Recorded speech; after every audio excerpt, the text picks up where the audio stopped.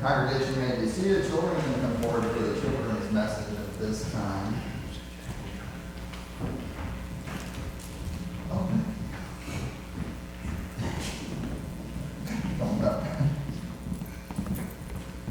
Good morning. This morning I wanted to, in the adult sermon, I'm going to talk about our third reading, but here I'll just talk about the second reading where St. Paul says something that is interesting to me. He says, and he's talking to believers like a church like this, he says, every time I think of you guys, I remember you in my prayers.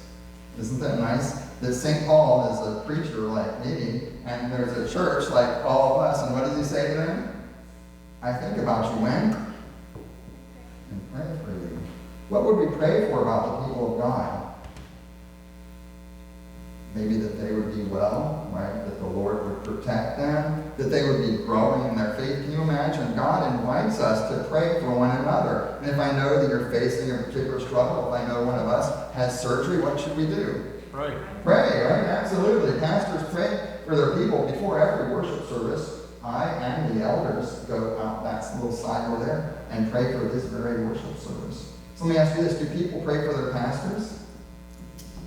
They do, right? Exactly. I'm delighted to know that people pray for their pastors. You guys can pray for your pastors. And I would encourage us, all of us, every day to know that God has invited us to talk to him in prayer and to pray for one another and ask God's help for their struggles. I want to mention something. This is a true story. Pastors always have to tell you, is this a true story or a made-up story? So this is a true story. Before I left, you guys know I used to live in Connecticut. When I left Connecticut, one of the former members of my former church sent me a message by Facebook saying that their child said, I want to pray for Pastor Walt. And they said, God bless Pastor Walt as he goes to North Carolina. And then they said, oh wait, is it South Carolina? And they said, well, you know where he's going. Isn't that a sweet prayer? Is there a difference between North Carolina and South Carolina? Yeah, we know that, South Carolina, right? So up in Connecticut, it just seems like the Carolinas, right? But I love that prayer. Did God hear that prayer? Yes. Yes, very much. So God knows what we mean, and he hears the words of our hearts, right? So we pray for one another. You guys pray for me. I pray for you. We pray for one another, right? Lord's blessings to everybody. You guys can